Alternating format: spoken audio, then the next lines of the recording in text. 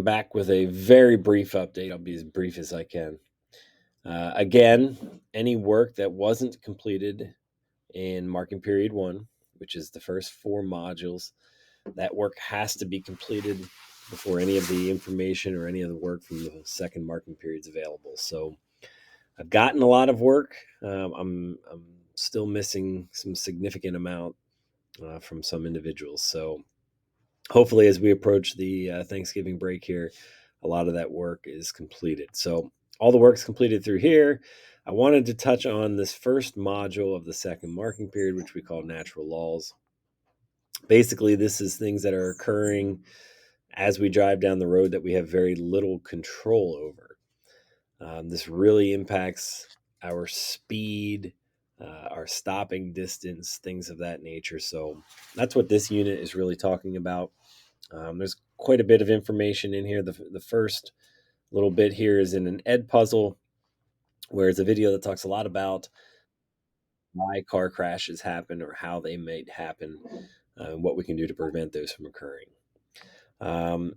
Natural laws, this is just some information related to things like gravity, center of gravity, inertia, all those good things.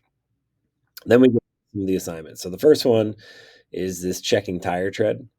So one of the easiest things you can do is every once in a while check to see how much tread's on your tires. Obviously, at a car inspection that gets done, but it's not a bad idea to check every once in a while.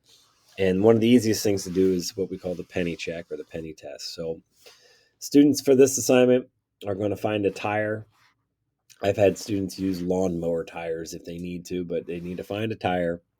They take a penny with the head down, put it into the actual tread, into the grooves of the tread, and take a picture of it. And then they're going to explain whether they think there's a good amount of tread left or not. The general rule is that if Lincoln's head is covered, then there's a good amount of tread left. If his entire head is exposed, we're probably getting low in the tread levels. So real quick, easy little check. Doesn't take long to do. Next one are some videos that talk about stopping. And basically students are going to summarize the two, but there's some really key points of all these. The first video talks about thinking, reaction, and braking distance. It's these 3 parts that create our total stopping distance. The thinking distance is being able to recognize there's a hazard. So we talked previously in the third module about some of the mental part of driving. That's using those processes. The reaction is from the moment that we know that there could be a hazard until we touch the brake pedal. And then braking distance is just that, the moment we touch the brake pedal till our vehicle comes to a stop. A lot of things can impact that. Speed is the number one factor. And in young people, speed seems to be one of the issues we see the most. So that's what that's talking about. The second video talks a lot about the things that can also impair the amount of time it takes to come to a stop. Weight of a vehicle, driver impairment, condition of the vehicle's tires, all of those things are all things that come into play. And then the last one here is the safety features in vehicles.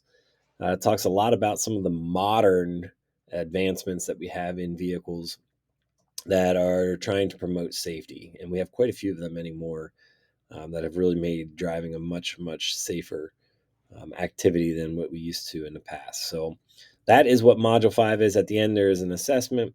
They have to score an 8 out of a 10 on that assessment. My hope is that by the end of this week, students are done with this module and moving on into this basic vehicle maneuvers. Basic vehicle maneuvers are just simple things that we do while driving, making turns at intersections, parallel parking, as you see in this little image, all those little things. So I'll come back later, probably after the Thanksgiving break, with information there. If you have questions, if your son or daughter has any questions, please have them get a hold of me. Again, by Thanksgiving, we should be at least on Module 6, if not moving on to Module 7. Hope you all have a great holiday. For those of you who are hunters out there, hope you bag a buck.